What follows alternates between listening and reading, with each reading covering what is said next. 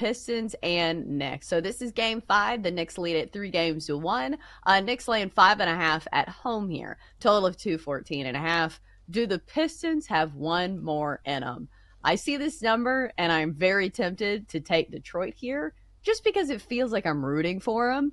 But the thing is, if the Knicks are locked in and they're playing their best basketball and they're getting contributors other than Jalen Brunson, and Jalen Brunson doesn't have some like weird injury in the middle of the game, it just feels like the Knicks are the better team. But I feel like this series is closer than the series games tally actually looks. You get what I'm saying? Because obviously that last game, the Pistons probably should have won it. And that call at the end that the officials admit that they blew kind of cost them. So, Jenks, 5.5 points. Are you taking it with Detroit? I don't think I'm going to play it. I think what I am going to do here is, I've been researching this bet during the show. I think what I am going to do instead, I would lean Pistons. This has been a really competitive series, and this is one non-call away from perhaps being a 2-2 series instead of the Knicks having the advantage, but that's over now. I think what I'm going to do is go Jalen Brunson over his points prop. I really like this play a lot. So Jalen Brunson, maybe this is an alt points prop. I'm going to play it anyway. Over 28.5 points is minus 141, but he's gone for 34, 37, 30, and 32. He's even better at the Garden, especially over the past couple of seasons.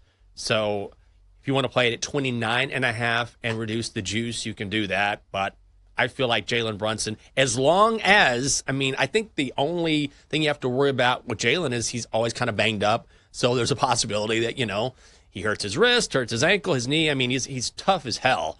But that's something you have to worry about when it comes to playing him individually. Still, I like it a lot. I'm going to go his over on his points prop.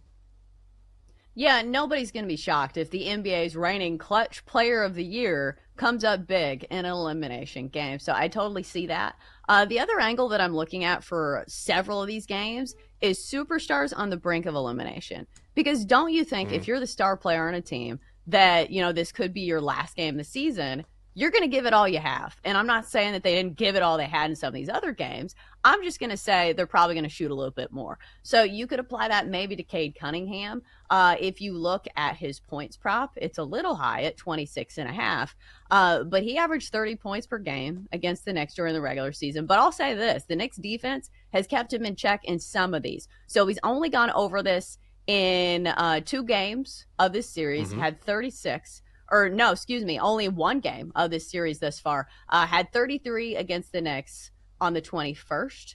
But other than that, he's gone for 25, 24, and 21. But this is the final game. I feel like the Pistons probably lose this game.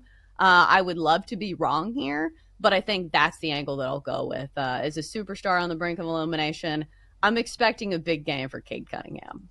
Yeah, you can't go wrong with that.